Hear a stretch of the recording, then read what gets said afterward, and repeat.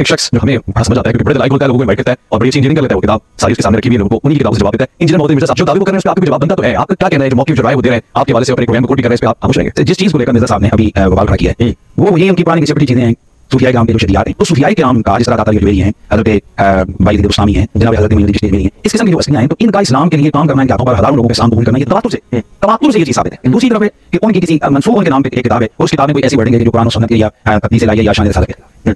अब हमारे पास होते, हमारे जमाने में होते, कौन से जाकर पूछते आप ये लिखा है, अदर वो कहते लिखा हम कहते गलत लिखे और वो ना मानते तो हम फतवा दे देते, अदर वो कहते लिखा हम कहते गलत लिखे और वो ना मानते तो हम फतवा दे देते, अदर वो कहते लिखा हम कहते गलत लिखे और वो ना मानते तो हम फतवा दे देते। ठीक है, लेकिन अब चूंकि हमारे पास कोई वैलिडिटी नहीं है कि भाई हम उन सूफिया को जाकर पूछेंगे, उनसे पूछेंगे कैसे, आप उसके लिए हम एक अपना मौका रखेंगे। वो कहेंगे पहली बात ये कि उनके मलफूजात जो उनकी अपनी किताबें नहीं है, मलफूजात भी आई हुई चीजें किसी राइटर की कुछ चीजें उनके डाल दी और अगर उनकी अपनी किताब है तो उसके लिए हम ये तावील करेंगे कि भाई ये शायद उनकी किताब में किसी का इराज हो गया, ये राइटर से लिखते हुए गलती हो गई है, नातिब से लिखते हुए गलती हो गई है, कुरान हदीस सुने हां तो ये इस वजह से हम गलत आ गए, इस चीज नहीं वो वाली।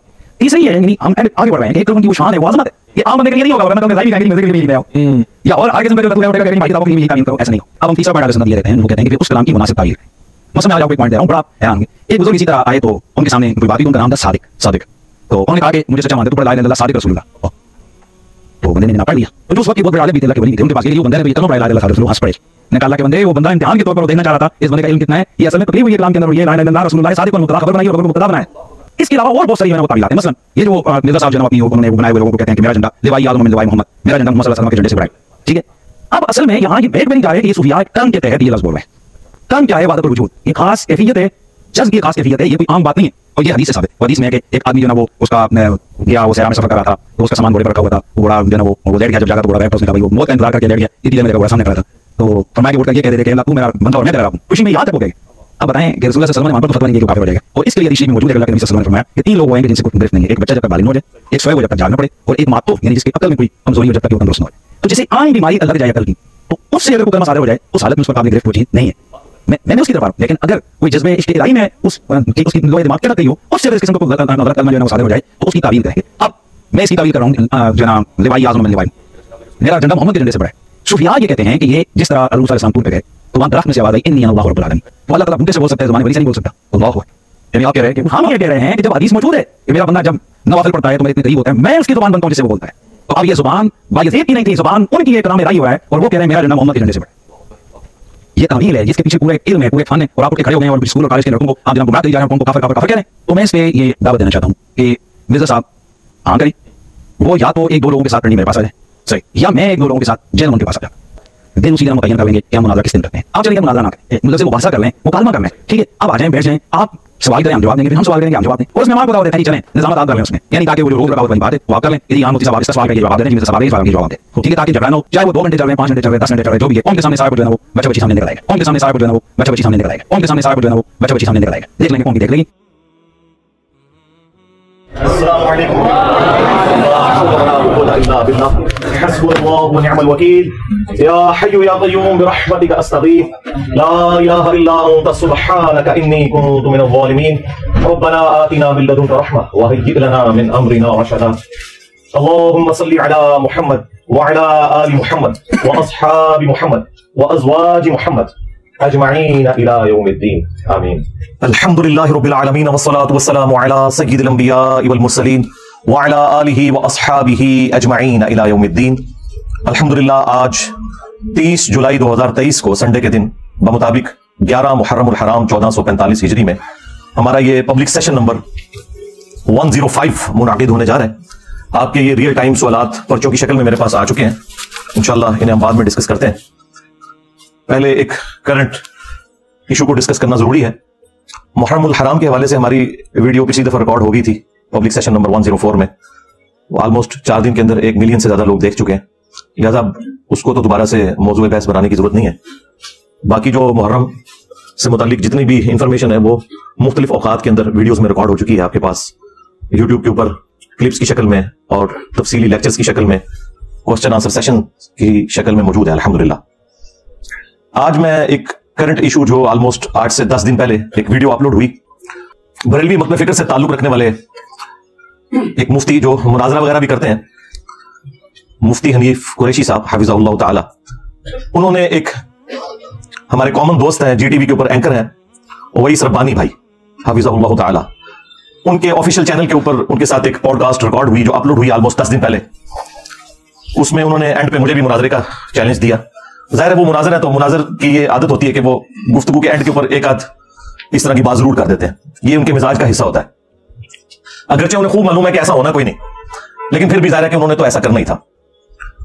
जब मुझे पता चला तो मैंने सबसे पहले तो उस वीडियो के नीचे जाके कमेंट्स किए, वो कमेंट्स भी हम रियल टाइम इंशाल्लाह वीडियो में डिस्प्ले करवा देंगे। उसमें मैंने ओवैस भाई से रिक्वेस्ट की कि आपने मुफ्ती साहब का मौकिफ ले लिया, और मैं तो वहां पे मौजूद नहीं था, मेरी गैर मौजूदगी में मेरी थॉट्स को, मेरी शख्सियत को डिस्कस किया गया। अब इंसाफ का तकाजा यह है कि ये सारी बातें आपने मुझसे भी पूछनी है, तो इंशाअल्लाह ताला मैं भी इसका जवाब दूंगा, फिर फैसला अवाम करेगी। और उसके बाद फिर मैंने उन्हें फोन के ऊपर तफसीली इस टॉपिक के ऊपर डिस्कशन की, तो उन्होंने एग्री किया। तो मैंने उन्हें कहा कि आप जेलम तशरीफ लें, ऑनलाइन करना चाहते हैं ऑनलाइन कर लें, जेलम आना चाहते हैं तो जेलम आ जाए, ज्यादा बेहतर है, वीडियो क्वालिटी भी अच्छी होगी रिकॉर्डिंग की। तो उन्होंने कहा कि मुहर्रम के बाद मैं इंशाल्लाह जेलम का प्लान बनाता हूं।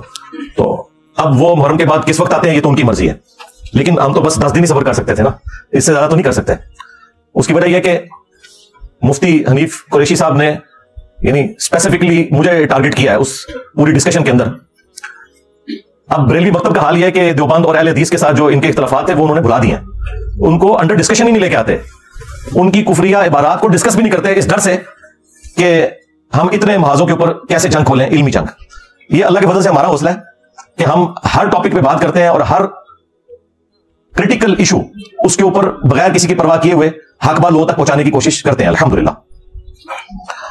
मुफ्ती हनीफ कुरैशी साहब ने जो गुफ्तगू की है, मैं इंशाअल्लाह ताला उसको 7 इल्मी पॉइंट्स की शक्ल में जो उन्होंने गुफ्तगू अक़वाल ज़री इरशाद फरमाए डिस्कस करूंगा। ज़ाहिर है मैं तो इंजीनियर हूं, तो आपको पता है मैं बिल्कुल उसको क्रिटिकली चीजों को देख के ब्लैक एंड व्हाइट में जिस तरह चीज लाके सामने रखी जाती है ना, मैं पब्लिक के सामने रखूंगा, और फिर अवाम उन्नास फैसला करेगी कि किसका मौकिफ कुरान और सुन्नत के मुताबिक है और किसका मौकिफ जो है वो कुरान और सुन्नत के मुनाफी है। इल्मी पॉइंट नंबर 1, मुफ्ती साहब ने फरमाया कि इंजीनियर साहब जो है वो करोड़ों लोगों को गुस्ताखे रसूल और खत्म नबूवत का मुनकिर और काफिर डिक्लेयर करते हैं और उलमा की बेहुरमती करते हैं इन अकायद और नजरियात की बुनियाद के ऊपर। आप अंदाजा करें वो बरेलवी जिन्होंने बाकी तमाम मुकादमे फिक्र के करोड़ों लोगों को गुस्ताखी के नेज़े की नोक पे लिया हुआ था पिछले 100 साल से, आए ना काबू मेरे फेरों। हाँ, अब इनको इस हीट का अंदाजा होगा। जब तक बात दूसरों पे थी ये एंजॉय करते थे, आज अपने पे बात आई है तो अब ये कह रहे हैं कि जी हमें गुस्ताखे रसूल और खत्म नबूवत का मुनकिर करोड़ों लोगों को इंजीनियर साहब काफिर कहते हैं। मैंने आज तक ना तो किसी को काफिर डिक्लेयर किया ना गुस्ताखे रसूल डिक्लेयर किया, सवाए उनके जो चिश्ती रसूलुल्लाह के कायल हैं। अगर तुम कायल नहीं हो तो तुम्हें फिक्र नहीं होनी चाहिए।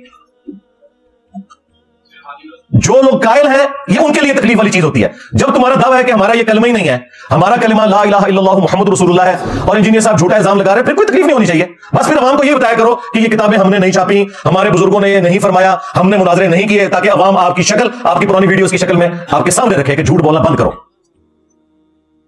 हमने जो झूठा दिफा करते हैं ना सिर्फ उनके ऊपर बात की है, बुजुर्गों के ऊपर भी बात नहीं की है, उन किताबों की इबारतों के ऊपर बात की है।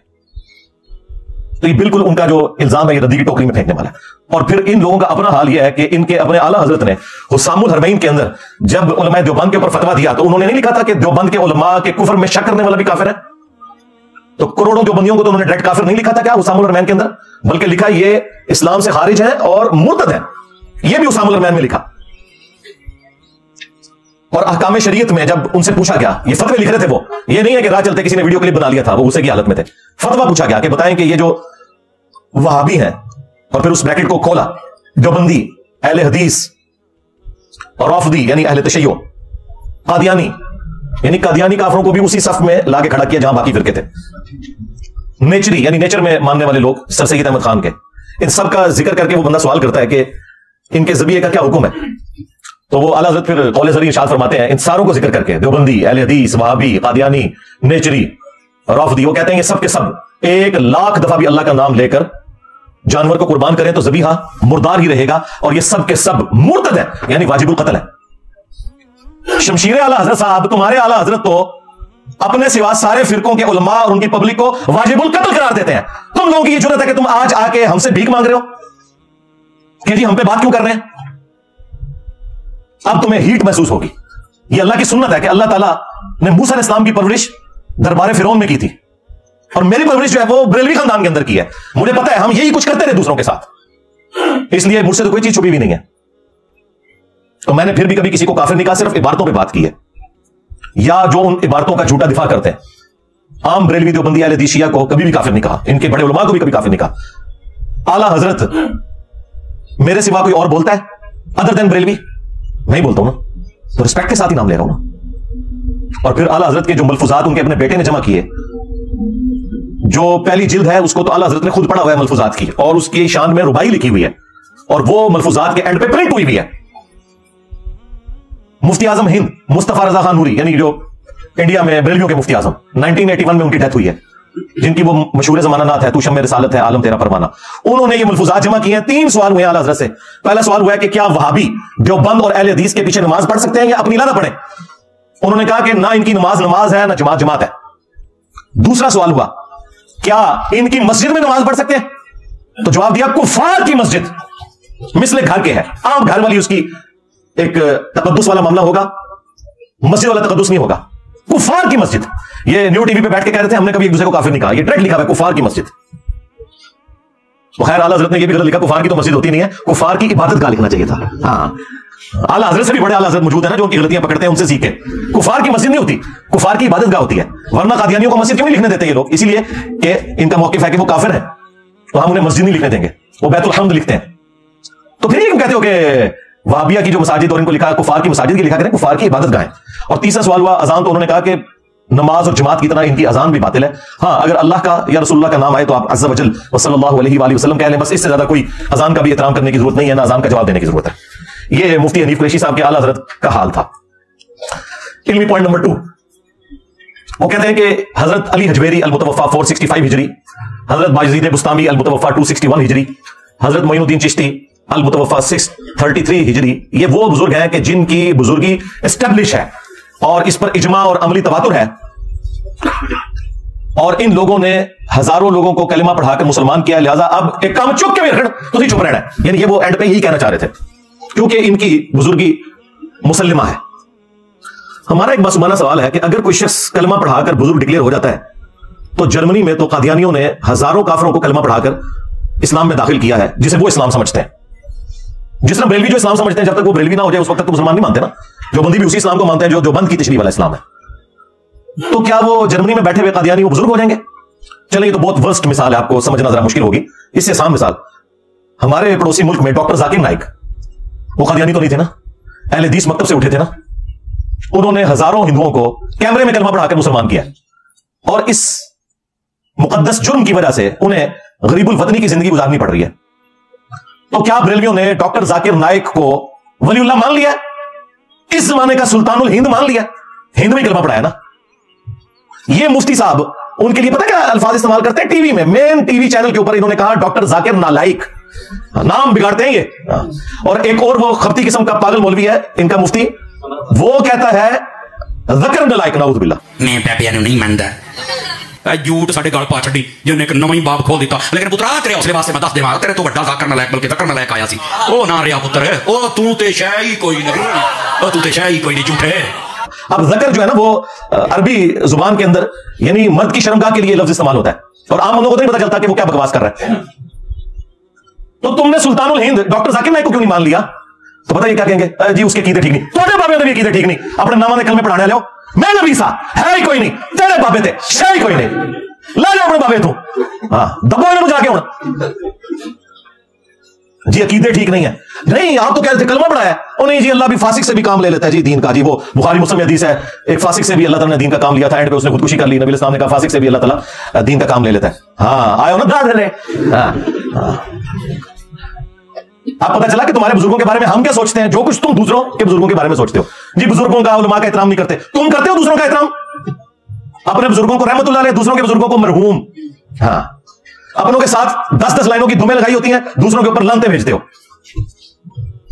मैं 99 कतल तुसी भी कीते हुए, मैं तो एक करके तो सेंचुरी पूरी की है ना। हाँ, बड़ा बुरा वक्त आया जी बरेलवियों होते, यकीन करो इन्होंने कदे सोचा भी नहीं सी, बड़ा ही बुरा वक्त आया जी, जिन्होंने पूरी दुनिया को गुस्ताख गुस्ताख गुस्ताख आज भीख मांग रहे हैं। इंजीनियर साहब हमें गुस्ताख कहते हैं, इंजीनियर साहब हमें खत्म नबूवत का मुनकर कहते हैं। हाँ तो इलाज ही मेरे को सी, तो हमें मिट्टी मिट्टी गल्लां नहीं समझ आती। हाँ ये एंटी वैनम इल्जामी जवाब फकी ये अल्हम्दुलिल्लाह जेल शरीफ तो मिल रही है। हाँ अल्हम्दुलिल्लाह कितनी तमकना तो सी जी नस्ले जो मेरे नाम तो भी मेरे क्लिप्स तो भी, जिन्होंने बाकी लोगों को गुस्ताखी के नेज़े की नोक पे रखा हुआ था। तो मेरे भाई ये जब तकलीफ खुद काटनी पड़ती है ना, फिर पता चलता है दूसरों को इस तरीके से डिक्लेयर करना बड़ा आसान है। इल्मी पॉइंट नंबर 3, वो कहते हैं कि ये जो बुजुर्गों की तालीमात है ना, ये उन्होंने खुद नहीं किताबें लिखी हुई, ये तो मलफूजात हैं उनके, लोगों ने बाद में जमा कर दिए, फिर इसमें इल्हाकी इबारतें भी हैं जो बाद में दाखिल हो गई, तो इस वजह से आपको इतने कुफरियात इसके अंदर मिलते हैं। और फिर उन्होंने साथ इसके ऐड किया कि अगर ये बुजुर्ग हमारे जमाने में होते ना, तो हम इन्हें सामने बिठा के खुद पूछते कि हजरत ये आपने बकवास इरशाद फरमाया है? हाँ बकवास ही है ना, बकवास छोटा लफ्ज बोल रहा हूं, कुफर बकाया आपने, ये चिश्ती रसूलुल्लाह वाला कुफर आपने बकाया। और अगर वो कहते हैं हाँ मैंने बकाया है, तो हम उन पे कुफर का फतवा देते हैं। ये मुफ्ती साहब ने कहा वीडियो में कि अगर ये हमारे जमाने में आते ना, तो हम इनसे पूछते कि हजरत ये आपने कहा है, हम नहीं मान सकते आपने कहा है। अगर फिर भी वो कहते ना कि हमने कहा है, तो हम उन पे कुफर का फतवा दे देते। सरकार तो यही तो बात मैं भी कर रहा हूं, आपने मान लिया ये कुफरियात है। तो इसमें मेरा जवाब यह है कि सबसे पहले मुझे ये बताएं, इनकी लेगेसी कौन आगे लेके चल रहा है, इनकी किताबें कौन प्रिंट कर रहा है? यहूदों ने सारा प्रिंट कर रहे हैं या बरेलियों के बुजुर्ग आज तक ये 700-800 साल से गन समेटते हुए आ रहे हैं? प्रिंटिंग तुम्हारे बाबों ने की है। अगर तुम लोग समझते हो ये कुफरियात है, तो ये कौन सी दीन की खिदमत हुई है कि तुमने इनके मलफूजात जमा किए हैं? नहीं जी, जो बात कुरान और सुन्नत के मुताबिक हो वो आप ले लें, जो कुरान और सुन्नत के मुताबिक ना हो वो आप ना लें। क्यों भाई, जो कुरान और सुन्नत के मुताबिक है वो तो पहले कुरान और सुन्नत में लिखी हुई है, ऐनी करके कान क्यों पढ़ना है? नजर दो, रखो अपनी किताबों लाओ चौकी चला के आग, जिनमें गुस्ताखियां लिखी हुई अपने नामों के कलमे पढ़वाए हैं तुम्हारे बुजुर्गों ने। नहीं नहीं, वो इल्हाकी बातें वो बाद में शामिल हो गई हैं। प्रिंट क्यों कर रहे हो? वो जी हमारे आला हज़रत ने तो फतवा रज़विया के अंदर कह दिया था कि जी अगर कोई शख्स ये दावा करे कि मैं अल्लाह का रसूल हूं तो उसे काफिर कहेंगे। केड़ी एडी पीएचडी गल है जी उन्होंने पब्लिश की है, तो सारों को पता है। बड़ा एहसान किया जी आला हज़रत ने उम्मत होते दस के अगर कोई मैं अल्लाह का रसूल हूं नबी इस्लाम के बाद, तो हम उसे काफिर कहेंगे। ये जो क्या कटे है। इससे फिर वो कहते हैं वो चिश्ती रसूलुल्लाह वाली सारी चीजें फारग हो जाती हैं, क्योंकि आला हज़रत ने फिर उसमें यह भी कहा कि चिश्तिया के बुजुर्गों की तरफ जो किताबें हैं ना, ये गलत मंसूब हुई हैं, उन्होंने ये बातें नहीं कही।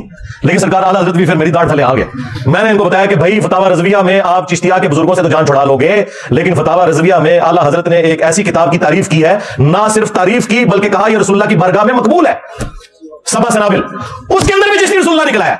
अगर आला हज़रत को पता था कि इसमें चिश्ती रसूलुल्लाह लिखा हुआ है, इसके बावजूद उसने तारीफ की, तो आला हज़रत गया, आला हज़रत साहब तुसी गए, और अगर नहीं पता चला तो तेरी बुजुर्गी गई।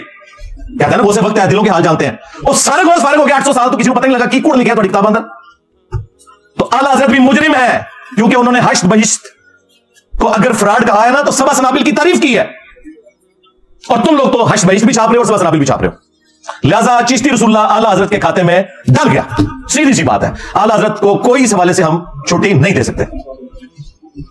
और तफन्नुन के लिए मैं अर्ज करूंगा फिर कि आला हज़रत फिर उसे मानो कि जिसने इतने 100 साल बाद तुम्हें बताया कि तुम्हारे बुजुर्गों ने किताबों में क्या गंद घोला था और तुम्हारे बुजुर्गों ने क्या किताबों में गंद छापा था। ये तो जिसने बताया ना, उसे फिर आप आला हज़रत मानो, और टाइम क़यामत तक है, मानना को नहीं तुझे। हाँ, लेकिन आपके अवाम मानेंगे इंशाअल्लाह ताला।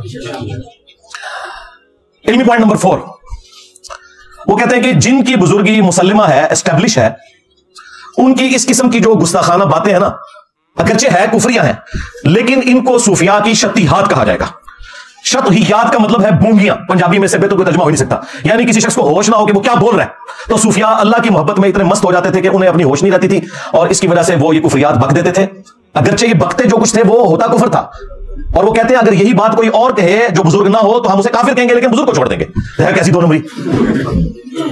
ये सेम काम पीर मेरे अली शाह साहब ने किया है।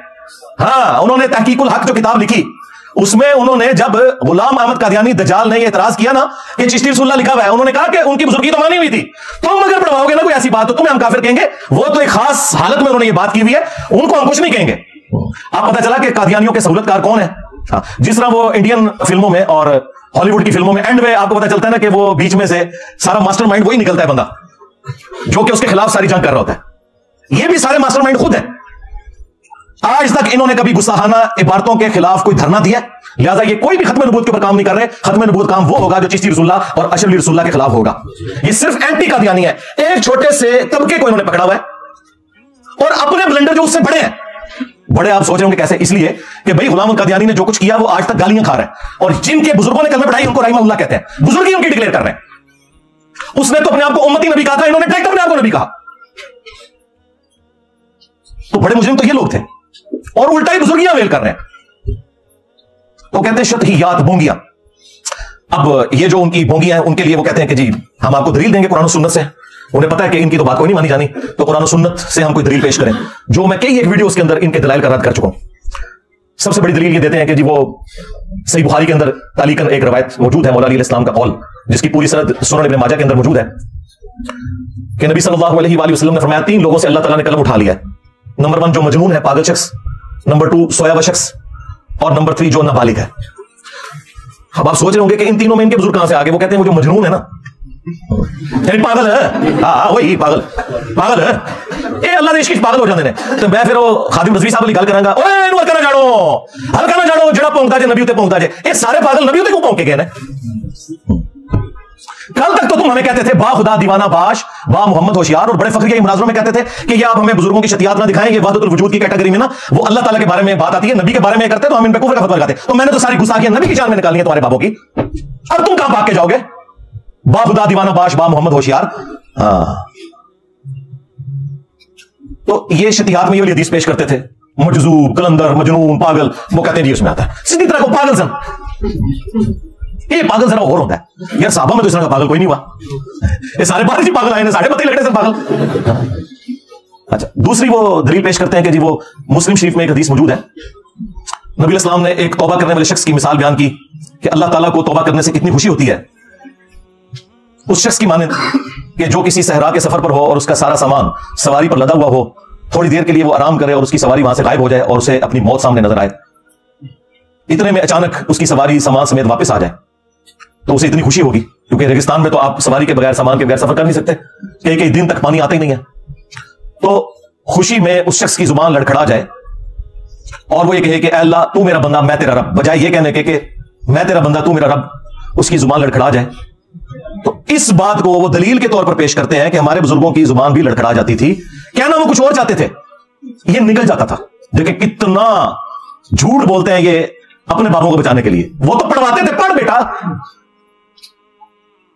और यहां पे क्या झूठ बोलते हैं, उसके आखिरी अल्फाज स्किप कर देते हैं। उसमें अल्फाज है मिन शिद्दतिल फरह, खुशी की शिद्दत की वजह से, जुबान लड़खड़ाने की वजह से निकला। उसने ये कहा नहीं है, क्या वो वही रहा था? तो स्लिप ऑफ टंग तो किसी से भी हो सकता है, इससे आप दलील पकड़ेंगे। और फिर वो तो एक मिसाल थी, तुम्हारे बुजुर्ग जब भी बोलते हैं हमेशा ही उनकी जुबान लड़खड़ाती है। चलो जब बाद में होश आती है फिर तो उन्हें पता चल जाता है ना, बाद में तौबा कर ले, बाद में तौबा को नहीं करते। और तीसरी दलील उस वीडियो में उन्होंने पेश की, उन्होंने कहा कि वो देखें कुरान पाक में है कि मूसा अलैहिस्सलाम की जब पहली मुलाकात हुई अल्लाह ताला से, जैसा कि उसकी शान के लायक है, तो दरख्त की तरफ से आवाज आई थी। वो दरख्त अल्लाह ताला की तजल्लियात का मरकज बन गया था। तो इस तरह हमारे बुजुर्गों की जुबान अल्लाह ताला की तजल्लियात का मरकज बन जाती है।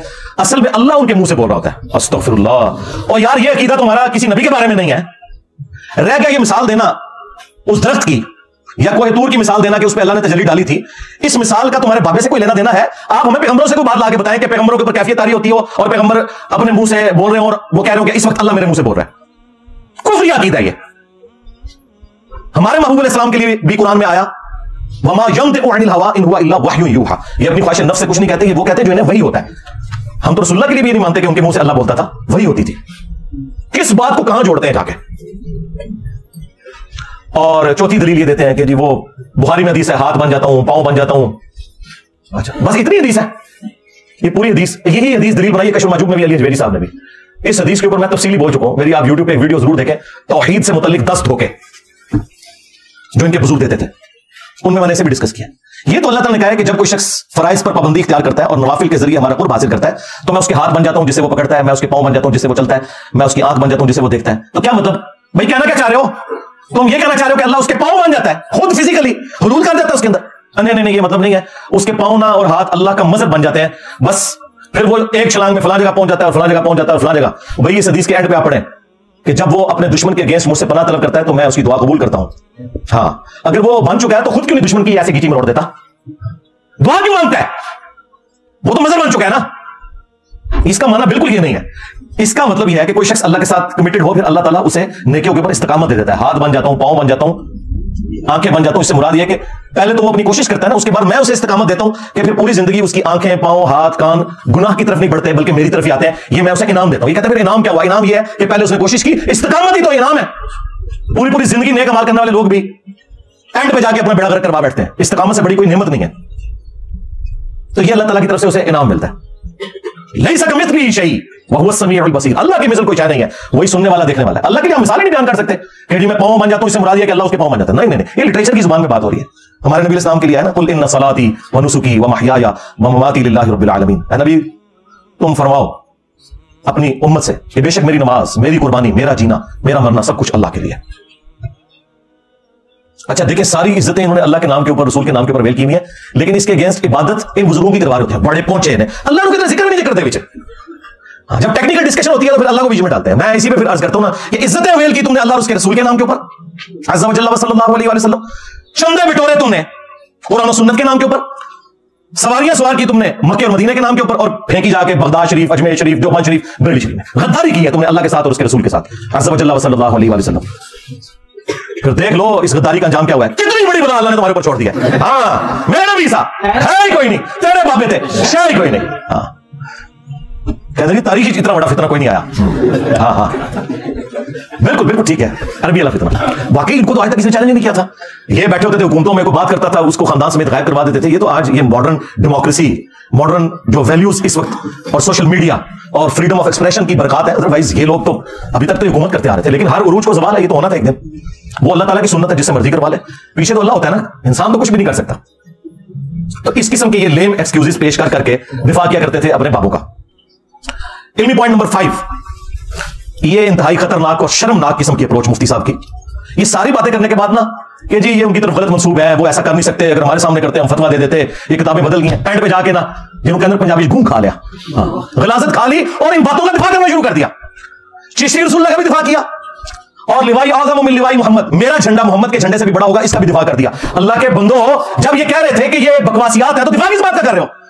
ये अल्लाह ताला ने तुम्हें नंगा करना था, एंड पे जाके दिफा किया। और फिर बड़े मजे ले लेके आसस के वाकया सुना रहे हैं। ये जी पीर साहब थे, उनका नाम था सादिक, तो उन्होंने अपने एक मुरीद से पढ़वाया ला इलाहा इल्लल्लाह सादिक रसूलुल्लाह, नाउज़ु बिल्लाह। नमा भी मार्केट आ गया जी। हाँ, फिर दूसरे किसी बुजुर्ग तक बात पहुंची तो उन्होंने कहा नहीं, कोई परेशानी वाली बात नहीं है। वो सादिक अपने आप को मुराद नहीं ले रहे थे, वो सादिक नबी इस्लाम को मुराद ले रहे थे, क्योंकि नबी इस्लाम भी तो सादिक और अमीन है। देखो किड्डी कहानी करा दे पर चिश्ती नीचे अरबी कोई नहीं जानती। हाँ,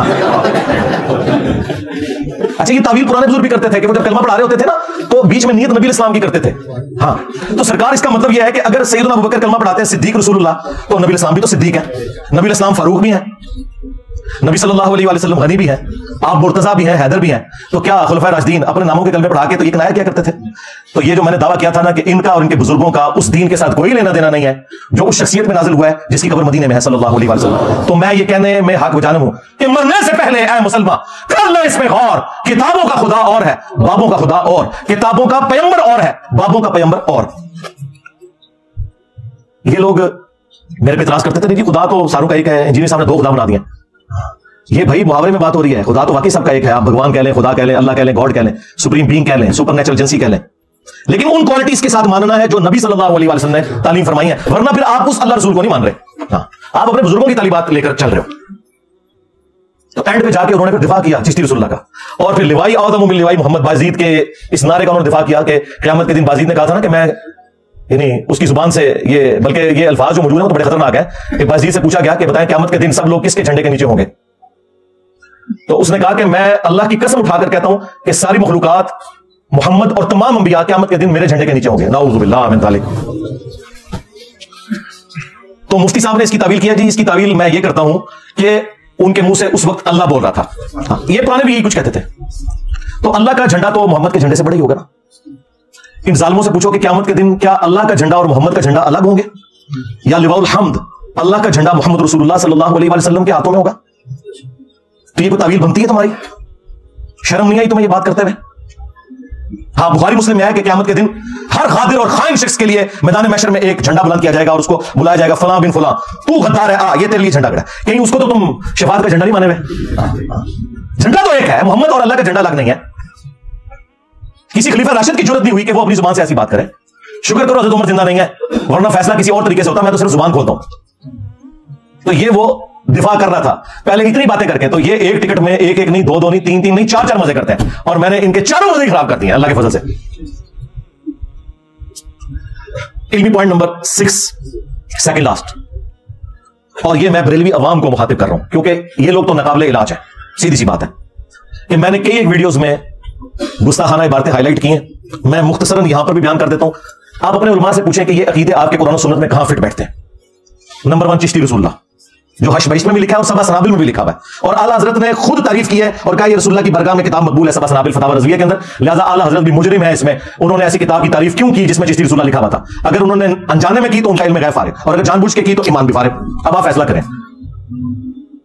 जी वो मोइनुद्दीन चिश्ती साहब खास हालत में थे, मुरीद होने एक शख्स आया तो पूछा कलमा कैसे पढ़ता है, उस बेचारे ने सही कलमा सुनाया, यानी एक दफा ना इस तरह पढ़ चिश्ती रसूलुल्लाह के साथ पढ़, तो उसने पढ़ दिया। तो कहते हैं ख्वाजा साहब बहुत खुश हुए, उसे मुरीद भी किया और उसे इनामात से नवाजा, और फिर जाते हुए कहा कि वो मैंने तेरा ध्यान लिया था, कलमा हुई है। बस ये जो आखिरी जुमला कहते हैं रुजू हो गया। सरकार रुजू इस तरह होता है, खुद तो दूसरों को कहते हो कि जो झूठी मूठी भी कादियानी लिख के जर्मनी चला जाए तो उसे एलानिया तौबा करनी होगी, तुम्हारे चाचे चिश्ती को तौबा नहीं करनी होगी। और चाचा जी तुम्हारी चाची गई, हाँ, जब तूने चिश्ती रसूलुल्लाह पढ़ाया था तेरी बीवी फारिग हो गई थी, सबसे पहले तुझे दोबारा चाची लेनी है जाके वापस। उसके बाद तेरी बैत भी टूट गई थी, जब तक तू खुद मुरीद नहीं होता किसी का तू आगे बैत किसी को नहीं करवा सकता। जो इनका ढकोसला चल रहा है तसव्वुफ का, मतलब मैं तो उसको फ्रॉड समझता हूं। सिलसिला टूट गया तो उसने बैत क्या किया फ्रॉडिये ने, अरे जी गलत मंसूबा है, प्रिंट क्यों कर रहे हो, उथे को भी तरने देते जाके, उथों तरने निकलते जितू एक किताबा भी प्रिंट होंगी ने, उथे नहीं देते। तो ये बिल्कुल फ्रॉड है। तौबा उसी तरीके से होगी कि मैंने कुफर बका था, सबसे पहले मैं कलमा पढ़ के मुसलमान होता हूं, आज तू वापस चला जा, मैं पहले खुद कोई पीर तलाश करूंगा, कोई फिर निकाह खाम तलाश करूंगा, और नया हकमैर भी होगा, ये ज़हन में रखिएगा। मेरी चाची वापस आंदी, हाँ, जब निकाह नया होगा तो हकमैर भी नया होगा। चाचू तेरी चाची गई, हाँ, चाचू दी चाची गई, चाची भी चे ते चाचू भी चे ते चिश्ती भी चे, उठे लिखा करो चिश्ती चाचू तेरी चाची गई, ले जाओ जिथे को बुजुर्गों की गल करन थले लिखो चिश्ती चाचू तेरी चाची गई। तो ये इस तरीके से झूठे झूठे दिफा करते हैं अल्लाह के बंदो। इस तरीके से अगर मामला अगर कलमा ही नहीं है तो पीछे इस्लाम क्या रह गया। और दूसरा रेफरेंस है अशरफ अली थानवी रसूलुल्लाह। आप सोच रहे हो कि इसका जिक्र क्यों करें बरेलियों के साथ, इसलिए कि बरेलियों को यही बात समझ आएगी क्योंकि अशरफ अली थानवी रसूलुल्लाह को वो कुफर कहते हैं ऑलरेडी। आप वैसे खामोशी इख्तियार कर लिए। एक मौलवी ने तकरीर रिकॉर्ड की, कहता रहा अशरफ अली रसूलुल्लाह का सवाल तो ये उलमा देवबंद खुद जवाब देंगे, मैं सिर्फ चिश्ती रसूलुल्लाह का जवाब दूंगा। हाय हाय किस तरह प्रावण है, यानी एक जुमला बोलने के लिए तैयार नहीं है, कह रहे वो दिफा करेंगे। एक जुमला बोल दो ना कि हम 100 साल से कुफर कर रहे थे, अब इंजीनियर की वजह से अब हम सिर्फ इंजीनियर पे भोंकेंगे, उनको हम कुछ नहीं कहेंगे, हम इतने माज नहीं खोल सकते, वो इंजीनियर का हौसला है। हाँ। तो ये दूसरा रेफरेंस भी बरेलियों के खाते में है क्योंकि अब ये खामोश हो रहे हैं, और जब इसको कुफर कहेंगे तो हम लाके चिश्ती रसूलुल्लाह सामने रख देंगे। आप कहेंगे हाँ जी फतवा तो आप पहले दे चुके हो, लो तुम्हारे बाबा जी और चाचू जी और चाची जी फारग। तीसरा रेफरेंस मैंने कशफुल महजूब से दिया था, साहब और सुकर वाले चैप्टर में उन्होंने बायजीद बुस्तामी का सुकर बचाने के लिए और जुनैद बगदादी का साहब बचाने के लिए अंबिया इकराम को तख्ते मश्क बनाया। और उन्होंने कहा कि जिस तरह हजरत दाऊद अलैहिस्सलाम की भी नजर पड़ गई थी ना अपने एक साहबी की बीवी पर, और उन्हें पसंद आई और जंग में आगे मरवा दिया और खुद शादी कर ली, तो वो हालत साहब में थे। ये साहब स्वाद वाला है, यानी होश में थे। वो एक सीन के साथ साहब होता है, वो भूल होता है, तो इसीलिए उन्हें बाद में तौबा भी करनी पड़ी। झूठा वाकया जो तौरात में लिखा था, इससे उन्होंने जुनैद बगदादी का साहब साबित किया कि अगर कोई बुजुर्ग काम डाल देना होश में भी तो आपने कोई फिक्र नहीं करनी, वो हालत साहब में होते हैं। होश भी कंपाउंड फिर भी तावील करनी चाहिए। हाँ,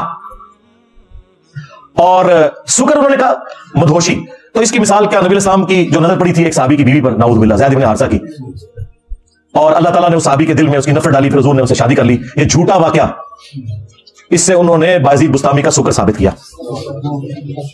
अपने बाबे को बचाने की खातिर।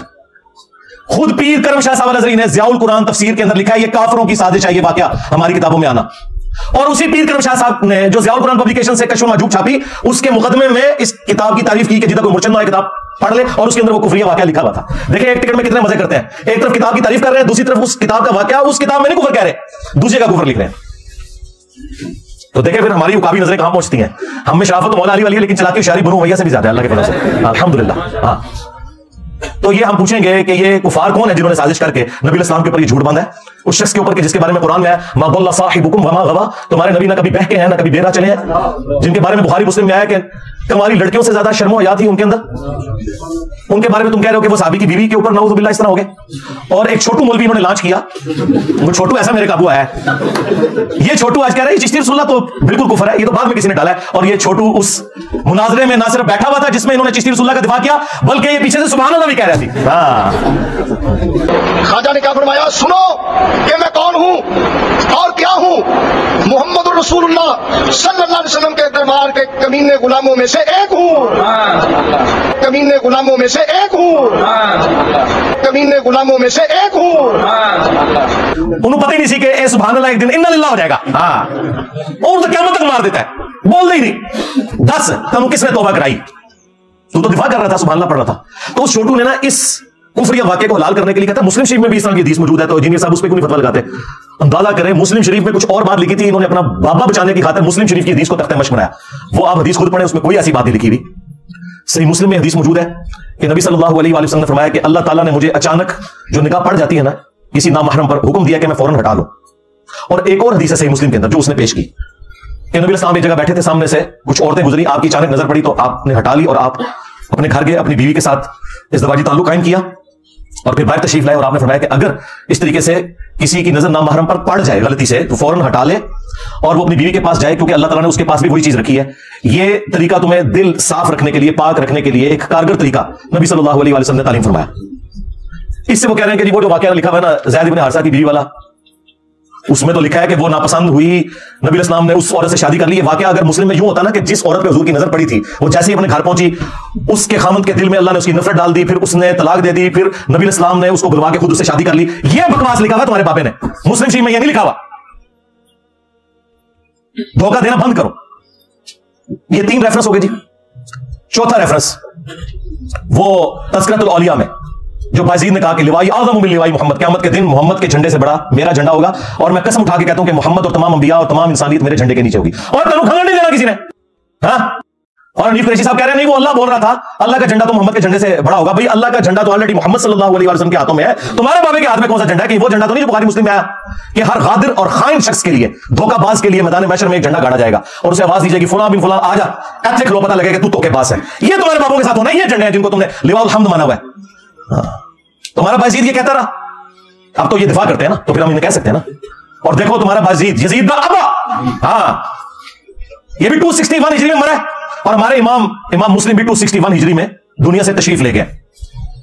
एक ही साल में दोनों फौत हुए। इनकी कुनियत है अबुल हुसैन, हाँ, और तेरे बाबे की कुनियत अबू यजीद। और उससे बड़ा झूठ कहते हैं इमाम जाफर का मुरीद था वो। और जाफर के मुरीद तो आज यजीद नहीं रखते अपने बच्चों के नाम, कहते हैं जी जायज ना है, रहो ना, हाँ, ताकि जो तू स्कूल जाओ। हाय हाय हाय हाय, इतना क्लिप वायरल होया फिर इन्होंने एक गल समझ आती है। हाँ, तेरे बच्चे जब स्कूल जाए तो लोग यजीद आ गया, और छुट्टी के वक्त जब तू लेने के लिए जाए तो क्या यजीद अब्बा आ गया। हाँ, बचाओ अपने बाबे नू, अपने नाम रखो, अपने पुत्र का नाम यजीद रखो और अपनी कुनियत रखो अबू यजीद। हाँ, तेरा अबू यजीद तो कहता रहा कि मोहम्मद सल्लल्लाहु अलैहि वसल्लम मेरे झंडे के नीचे होंगे, और मेरा इमाम मुस्लिम अबुल हुसैन मुस्लिम ने मुस्लिम शरीफ में हदीस ली कि नबी इस्लाम ने फरमाया क़यामत के दिन सबसे पहले मैं कब्र से निकाला जाऊंगा, सबसे पहले मैं शफाअत करूंगा, सबसे पहले मेरी शफाअत कबूल की जाएगी। और मुस्लिम शरीफ में एक और हदीस है कि सबसे पहले मैं जन्नत का दरवाजा खटखटाऊंगा, दरोगे जन्नत पूछेंगे कौन, मैं कहूंगा मोहम्मद, तो वो कहेंगे कि मुझे अल्लाह ने हुक्म भी ये दिया था कि सिर्फ आपके नाम के ऊपर ये दरवाजा खुलेगा। हाँ, ये मेरा इमाम लिख के गया अबुल हुसैन मुस्लिम बिन हज्जाज अल-कुशैरी। और बाजीद के चैप्टर में ना उन्होंने लिखा हुआ है बाजीद बुस्तामी की मेराज। हाँ, और कहते हैं जिस तरह अंबिया में रसूलुल्लाह को मेराज हुई है ना, इस तरह औलिया में इसको हुई है मेराज, यानी अबू बकर उमर उस्मान अली को नहीं हुई, इन हुई है। और कहते हैं जुनैद बगदादी फरमाया करते थे, उसमें साल लिखा हुआ है तस्वीरुल औलिया में कि बाजीद का मकाम औलिया में ऐसा है जैसा कि जिब्रील अलैहिस्सलाम फरिश्तों में, यानी फरिश्तों के सरदार जिब्रील है, औलिया के सरदार बाजीद है। तो सरकार अब्दुल कादिर जिलानी दी होगी छोटी। हाँ, क्योंकि आप तो कहते हैं वो औलिया के सरदार है, और अब्दुल कादिर जिलानी तो आए भी बाद में, वो 471 में पैदा हुए और 561 हिजरी में फौत हुए, और ये उससे 300 साल पहले फौत हुए 261 हिजरी में बाजीद बुस्तामी। तुम फैसला करो कि औलिया का सरदार कौन है। हमसे पूछेंगे हमारे तो औलिया के सरदार है अबू बकर उमर उस्मान अली रज़ियल्लाहु अन्हुम अजमईन व अलैहिमुस्सलाम अजमईन। तुम फैसला करो कि अब्दुल कादिर जिलानी औलिया का सरदार है या बाजीद बुस्तामी, क्योंकि तुम्हारे जुनैद बगदादी ने कहा ना। और जुनैद बगदादी तो खुद अब्दुल कादिर जिलानी का परदादा पीर है, परदादा पीर की बात माने अब्दुल कादिर जिलानी की माने, सब कुछ फ्रॉड चल रहा है भाई। तो ये नबी सल्लल्लाहु अलैहि वसल्लम की इस्मत के ऊपर लोग डाका मारा करते थे, हमने आकर इनको पकड़ा है। और इनका जो बहाना था ना जी बाखुदा दीवाना बाश, क्योंकि यही बाजीद कहता था सुब्हानी मा अअज़म शअनी, मैं पाक हूं, मेरी शान बड़ी बुलंद है। कहते हैं वो अल्लाह बोल रहा था मुंह से, तो वो ये आप जरा नशती हाथ में ले। लेकिन ये जो उसने बका कि मेरा झंडा मोहम्मद के झंडे से बड़ा होगा, जबकि क़यामत के दिन झंडा एक ही है अल्लाह का, वो रसूलुल्लाह के हाथों में, ये किस झंडे की बात कर रहा है? टाइम क़यामत तक जवाब देना वीडियो जाके था। और 5वां रेफरेंस वो कश्फ मजूम में भी लिखा है, तज़किरतुल औलिया में भी लिखा हुआ है। कहते हैं जी इमाम हनीफा रहमतुल्लाह अलैह ने एक दफा ख्वाब देखी कि वो नबी इस्लाम की कब्र मुबारक खोद के उसके अंदर उतरे और वहां उनकी हड्डियां जमा की। नाउज़ुबिल्लाह, अंदाजा करो।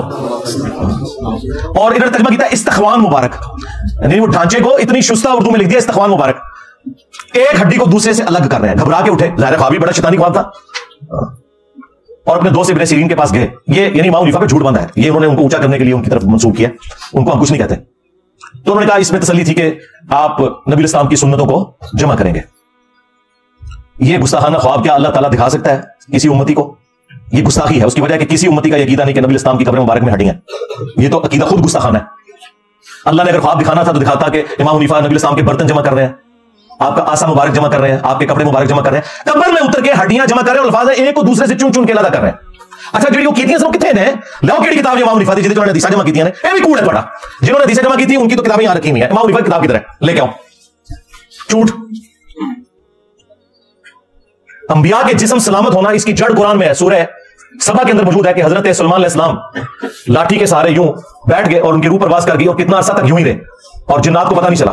वो तो जब लाठी को दीमक चाट गई तो वो जिस्म नीचे आया तो फिर उन्हें पता चला। और अल्लाह ताला ने कहा कि अगर इल्म गैब होता जिन्हों के पास तो ये तकलीफ ना काटते। तो लाठी कितनी देर में चाटी होगी दीमक ने? हफ्तों महीनों चाहिए। जिस्म पे कोई कीड़ा नहीं आया। और कब्र मुबारक के अंदर अबू दाऊद में हदीस मौजूद है, इन्नल्लाह हर्रम अलल अर्दि अन ताकुल अजसादल अंबिया, बेशक अल्लाह ताला ने हराम कर दिया अंबिया के हक में कि मिट्टी उनके जिस्मों को खाए। बाज लोग इस रवायत के ऊपर कलाम करते हैं, इस अकीदे पे नहीं, लेकिन उम्मत की अक्सरियत इस रवायत को सही मानती है। सिर्फ इमाम बुखारी का इख्तिलाफ है, वो तफरुद है, लेकिन इमाम बुखारी ने सही बुखारी में लिया है कि हज़रत उमर की वफात के 70 साल के बाद ऑलमोस्ट जब हुजरा आयशा गिर गया तो एक पांव जाहिर हुआ। लोगों ने इस्तिगफार पढ़ी कि ये पांव नबी इस्लाम का है। तो बाद में उर्वा इब्ने जुबैर को बुलाया गया जो सईद आयशा के भांजे थे, महरम थे, वो उस हुजरे में अक्सर जाया करते थे। उन्होंने जब पांव देखा उन्होंने कहा नहीं ये हज़रत उमर का पांव है, इस जगह हज़रत उमर की कब्र थी। अच्छा उसमें ये नहीं है कि हज़रत उमर ने अपना पांव खुद अंदर कर लिया, नहीं, उन्होंने अंदर करके उनको आज भी नबी इस्लाम की कब्र खोदेंगे, नबी इस्लाम आपको उसी हालत में नजर आएंगे जैसे आपको दफनाया गया था। हाँ, कोई चलते फिरते नजर नहीं आएंगे। जो अंबिया का कब्रों में नमाज पढ़ना ये सब कुछ बरज़खी है। इसी तरीके से बैतुल मक़दिस में जमा होना ये सब कुछ बरज़खी है। तो इमाम बुखारी इस अकीदे को सही मानते थे।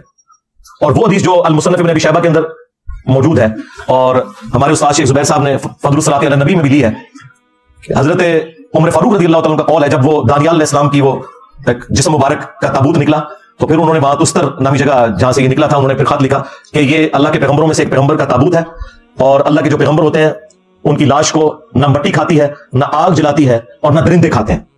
ये प्रोटोकॉल है।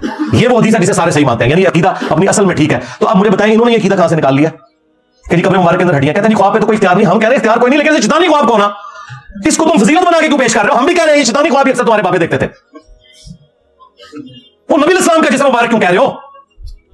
यहां में तुमसे इख्तिलाफ है। लो जी मैंने 5 हवाले दिए और इससे पहले मैंने इसी पार्टी के एक और बंदे को भी दिए थे, बरेलवी पार्टी में जो दूसरी तरफ है, जिस तरह वो राइटिस्ट होते हैं और लेफ्ट वाले लोग होते हैं ना, इस सब बरेलियों में 2 पार्टियां बन गई है ना। एक को लीड कर रहे हैं मुफ्ती अशरफ आसिफ जलाली साहब, डॉक्टर अशरफ आसिफ जलाली साहब। उन्हें भी मैंने ये कहा था, उन्होंने कहा था इंजीनियर जिस चीज के ऊपर तुझे है ना अपना मसला वो तू वीडियो में बयान कर, तो वो मैंने बयान किया हुआ। आज तक किसी ने कोई इल्मी जवाब नहीं दिया। यही 5 हवाले मैंने उनको भी दिए थे पाकिस्तान पाक की निस्बत से, यही 5 हवाले आज मैंने दूसरी पार्टी को भी दिए, हनीफ कुरैशी साहब, क्योंकि मुफ्ती हनीफ कुरैशी को ये राफजी कहते हैं और ये उनको नासबी कहते हैं। इसलिए वो दादा दरबार गए थे, उन्होंने तकरीर नहीं करने दी मुफ्ती साहब को, भागना पड़ा वहां से। तो बरेलियों में भी इस वक्त 2 बड़े धड़े बने हुए हैं। तो उसको तो मैंने पहले दिया था, मुफ्ती साहब को मैंने अब दे दिया और मैंने कोई बेहतरामी मुफ्ती साहब की नहीं की। उम्मीद है वो वीडियो में आके जवाब देंगे और इन सारी बातों में अपनी अवाम को सेटिस्फाई करेंगे। हमें सेटिस्फाई करने की जरूरत नहीं, आप अपनी पब्लिक को खुद जवाब दें। और इल्मी पॉइंट नंबर 7 जो आखिरी जो इनके पास हरबा होता है कि इंजीनियर साहब को हमारे साथ बैठा दें या मेरे पास आ जाए या मैं अकेडमी आ जाता हूं। सरकार इसकी जरूरत ही नहीं है। आप अपनी कोई नुमाइंदा शख्सियत की बात करें। उसकी वजह है कि आपको तो अक्सरियत नहीं मान रहे। अक्सरियत तो पार्टी हुआ जो इलियास कादरी पार्टी और डॉक्टर अशरफ आसिफ जलाली पार्टी है, वो तो आपको राफजी मानते हैं। तो आप बरेलियों के कहां से नुमाइंदा हो गए? सीधी सी बात है, मेजॉरिटी तो उनके साथ है। आपको किसने नुमाइंदा शख्सियत बना दिया? और उनकी भी बात हम करेंगे, वो भी नुमाइंदा शख्सियत नहीं है डॉक्टर अशरफ जलाली, क्योंकि दूसरी पार्टी उनके खिलाफ है। नुमाइंदा शख्सियत है मुफ्ती मुनीबुर रहमान साहब। हाँ, जब साद रिजवी साहब के धरने के ऊपर मुश्किल वक्त आया था तो उस वक्त आर्मी चीफ ने मुफ्ती मुनीब साहब को बुलाकर सालिसी करवाई थी। वो है नुमाइंदा शख्सियत। तो निकालो अपने बड़ों को, हाँ वहां लगवाओ 14 अगस्त के ऊपर। हाँ हाँ यार, हमारे पाकिस्तानी कौम भी अपने सदर पाकिस्तान को वहां लगवाती है। हालांकि डेमोक्रेटिक सिस्टम में सदर के होने की कोई जरूरत ही नहीं। ये करोड़ों अरबों रुपए का नुकसान पाकिस्तानी नेशन के ऊपर इन्होंने थोपा हुआ है। प्राइम मिनिस्टर है, बस सिर्फ एक एजाजी हो है। तो अपने बड़ों को वहां लगवाओ ना। देखो जब हमारे साहबा कराम पर बुरा वक्त आया गज़वा हुनैन के मौका पर, एक तकब्बुर वाला जुमला साहबा की जुबान से निकल गया, सूरह तौबा में आया। अपनी कसरत के ऊपर उन्होंने ताजुब किया तो अल्लाह ताला कहता है फिर भागने की जगह नहीं मिली। हाँ जी, हम बदर में 313 थे, गालिब आए, आए तो हजारों में है। कबीला हवाजन के तीरों का मुकाबला नहीं कर सके और 12,000 के लश्कर में सिर्फ 80 बंदे नबी इस्लाम के साथ रह गए। और नबी इस्लाम अपने खच्चर पे अकेले आगे बढ़े 80 लोगों को साथ लेकर। और आपकी मुहार आपके चचाजाद अबू सुफियान बिन हारिस ने, ये मामू जी के वालिद नहीं है, ये नबी इस्लाम के चचाजाद है, अबू सुफियान बिन हारिस। हाँ। और नबी इस्लाम खच्चर पे आगे बढ़ रहे हैं। अब्दुल मुत्तलिब, मैं नबी हूं, इसमें कोई शक नहीं, मैं अब्दुल मुत्तलिब का बेटा हूं, इसमें कोई शक नहीं। यानी लीडर का पता ही उस वक्त चलता है जब मुश्किल वक्त आता है। अगर नबी इस्लाम अपनी उस दावत में सच्चे ना होते तो कभी आगे ना बढ़ते। और आपने एक मुट्ठी भरी यूं कंकरों की और काफरों की तरफ यूं फेंकी, अल्लाह ताला ने उनकी आंखों को अंधा कर दिया, मुसलमानों को फतह नसीब होगी। तो सरकार आपके फिरकों के ऊपर बुरा वक्त आया है तो निकालो अपने बड़े बाहर। हाँ निकले मुफ्ती मुनीर साहब, मैं हूं मुफ्ती मुनीर, इसमें कोई शक नहीं, मैं हूं मुफ्ती आजम पाकिस्तान। इंजीनियर किधर है, निकला। मुफ्ती साहब आए, उनको आने का टिकट भी दूंगा और इस्लामाबाद से जेलम की मैं स्पेशल गाड़ी उनके लिए भिजवाऊंगा और यहां मैं उन्हें बिठाऊंगा, खुद सामने बैठूंगा। हाँ आके बात करें अकीदे के ऊपर। और ये मुझे शौक नहीं है, ये कहते हैं ना जी बैठ बैठ, और हमारे स्टूडेंट भी हमें आए दिन जो है तंग करते हैं, मैं आप लोगों की वजह से कह रहा हूं, वरना मुझे कोई जरूरत नहीं यार। जिन लोगों की अपनी व्यूअरशिप सैकड़ों और हजारों में है, ठीक है, मेरी तस्वीर लगाए तो हजारों तक जाती है, उनके साथ मुझे बैठ के क्या लेना है। आए जो बंदियों को शौक है मुफ्ती तकी उस्मानी साहब को निकाले, मैं हूं मुफ्ती तकी उस्मानी और मैं देवबंद का हेड इंजीनियर आ सामने, यहां बैठे मैं नीचे बैठूंगा। वहां भी निकाले साजिद मीर साहब को, शिया ने निकालना है साजिद नकवी साहब को निकाले। और ये मतलब मैं उनकी कोई तौहीन नहीं कर रहा, मुझे उन पर एतमाद है कि उनके साथ मैं बात करूंगा तो मसला हल होगा, क्योंकि निचले तो इतने ज्यादा ही खत्म ही नहीं होंगे। एक से बात करूंगा दूसरा के उनको तो पता है उनका फील्ड ही नहीं थी, इसलिए वो इंजीनियर साहब से ज़ेरो हो गए। डायरेक्ट फाइनल मैच खेलिए। और ये आपकी ख्वाहिश के ऊपर है। इतना मुश्किल वक्त आया हुआ ना यार, ये बड़े किस दिन काम आने हैं, इससे बुरा वक्त आना था फिरकों पे, इसी दिन के लिए बंदे संभाले हुए थे ना, निकालो। अच्छा तुम कहते हो अगर ये बोल नहीं सकते तो मैं एक और ऑफर देता हूं, ये आ जाए तुम इनके साथ बैठ जाओ, इनको सामने बिठाओ स्टैचू बना के, और पहले अनाउंसमेंट करो कि इनको चूंकि बात करनी नहीं आती, इनके बिहाफ में मैं बोलूंगा, इंजीनियर साहब आओ खत्म नबूवत के ऊपर बात करो, अकीदत तौहीद के ऊपर बात करो, गुस्ताखाना बातों के ऊपर बात करो, मैं करने के लिए फिर भी तैयार हूं। ये माकूल है ना जी? इससे भी आसान, अगर वो बड़ों को आवाज नहीं लगा सकते, बड़ों से एक वीडियो क्लिप बनवाओ। बाजू कह रहे हैं इंजीनियर साहब ने पहले कहा था लिखवा के लाओ, सरकार मैंने पहले दिन से कहा वीडियो लाजमी बनवानी है, और लिखी हुई तो ट्वीट्स भी डिलीट कर देते हैं लोग। वीडियो चाहिए कि ये मेरा बच्चा, ये मेरा रिप्रेजेंटेटिव है, इसकी जीत मेरी जीत, मेरी जीत मेरे फिरके की जीत, इसकी हार मेरी हार और मेरी हार मेरे फिरके की हार है। सरकार ये बातें हैं, इसलिए तो वो एक गले फाड़ने वाले को उनके बड़े ने फारिग कर दिया था कि तेरी वजह से मेरी दाढ़ी पट्टी जाती है, तो आए दिन जाके गल करना है, सीधा मेरा नाम लेता है, कटो साजिद मीर साहब, साजिद मीर साहब। उन्होंने कहा तू बड़ा बेशरम आदमी है, तू आए दिन मेरी दाढ़ी पटवाना है तू। और हकीकत बात है वो बहुत मॉडरेट आदमी है, साजिद मीर साहब इंतहाई मॉडरेट आदमी है, मूसरा की नहीं है। वो हमारे उस्ताद जो प्रोफेसर अहमद रफीक अख्तर साहब, उनके प्रोग्राम में वो जाया करते थे, हमारे खुसूसी होते थे, इतना उनके अंदर इतनी टॉलरेंस मौजूद है। तो इसकी वजह से उनको भी सुननी पड़ती है। और ये मैं सब कुछ सिर्फ इन लोगों की ख्वाहिश पे कर रहा हूं, मुझे कोई जरूरत नहीं है। अपने बड़ों को लॉन्च करें, उनसे वीडियो इस तरह बनवाएं और टाइम क़यामत तक जाए। ये मैंने उस आखिरी बात का जवाब दिया जो उन्होंने कहा कि वो भी क्लिप बनाते हैं, मैं भी क्लिप बनाता हूं, तो मसला खत्म नहीं होता। सरकार मसला खत्म हो गया है, मसला खत्म ये हुआ है कि तुम्हारी अवाम यहां आ गई है, मसला खत्म हो चुका है, मुझे तो कोई मसला नहीं है। तुमने अपनी अवाम को अगर वापस लेना है तो उन्हें कायल कर लो, सीधी सी बात है। मेरे साथ बैठ के क्या लेना है, मेरे साथ बैठना है तो फिर मैंने जो आपको ये सारी चीजें बताई हैं वो आपके सामने।